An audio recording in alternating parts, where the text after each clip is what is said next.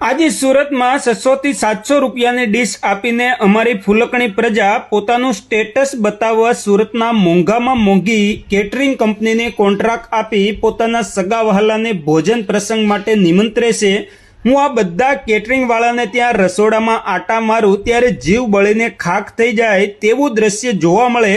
કેવા તેલ હોય, કપાસિયા પામ તેલ તો હજુ ઠીક કહેવાય, પણ 1400 રૂપિયાનો ડબ્બો તેલનો ઉધના સુરતમાં જ બને કે 150 રૂપિયાનું પનીર, ચીઝ, બટર અને આખું સુરત બે મોઢે ખાય। અને સુરતનું જમણ તમને તો ખબર જ હશે। રવિવારે મોતના સોદાગરોને ત્યાં ભીડ એટલી હોય કે ફાસ્ટફૂડના ગ્રાહકોના ટોળે ટોળા આ ડુપ્લિકેટ અનલિમિટેડ ખાવા ધક્કા મૂકી કરતા હોય। આ બધા જ કાઠિયાવાડી આપણા ભાઈઓ બહેનો ફેશનના પૂતળાઓ ખાઈ ખાઈને હોસ્પિટલોમાં વારો આવવા દેતા નથી।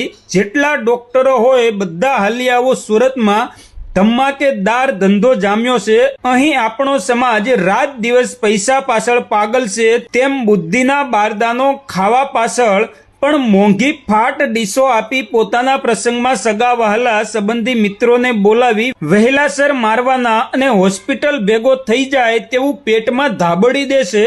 અહીંનું જમણ ડુપ્લિકેટ ઘી, દૂધ, પનીર, ચીઝથી લથબથ છે। ઘણી બધી સુરતની પ્રજા બે મોઢે ખાય છે। આ બધું નપુસક પ્રજા બનાવે છે અને અંતે દારૂડિયા રેઢિયાર પ્રજા બેફામ બનીને ઈંડા ખાય છે। સૌથી મોટું દર્દ તો એ છે કે આ કેટરિંગનું અને ફાસ્ટ ફૂડનું ડુપ્લિકેટ બનાવેલું ઘી, તેલ, ચીઝ, પનીર, દૂધ ખાય છે પ્રજા। દૂધ ખાઈને પ્રજા નપુસક બની ગઈ છે।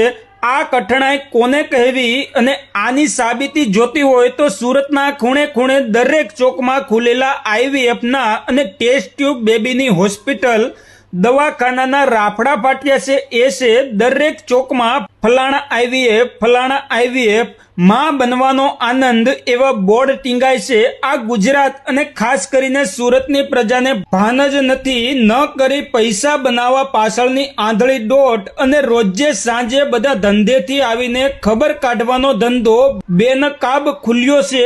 અહીં શમશાન ગૃહને એટલા આધુનિક બનાવાયા છે કે 24 કલાક કેન્સરથી, ડાયાલિસિસથી, એટેકથી, બીપીથી, અનેક રોગોથી અકાળે યુવા અવસ્થામાં મૃત્યુના મુખમાં માનવીની જિંદગી ભરખાય છે।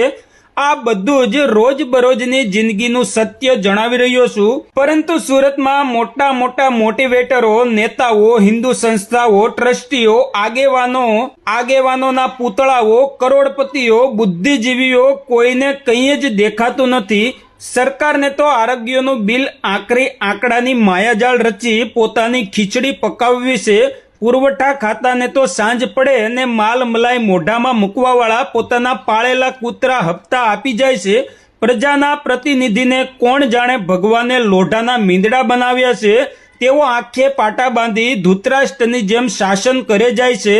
પ્રજા એટલી ભંગાર બની ગઈ છે, નમાલા વેડા અને ચાપલુસી વેડા કરવામાં અને હરામનું ખાવામાં, ભેળસેળ વાળું ખાવામાં કોઈ જ વાંધો નથી। બોલો આ પ્રજાને કોણ સુધારે? પૈસા માટે કારસ્તાન અહીં રાત દિવસ માણસને સુખે સુવા દેતું નથી। આમાં એકલી રામ રાજ્યની વાતો કરી જીવતા જાગતા અધકચરા સિઝેરિયનથી જન્મતા આપણા રામ જેવા બાળકોમાં રામના ગુણ આવવા ખરેખર અસંભવ છે।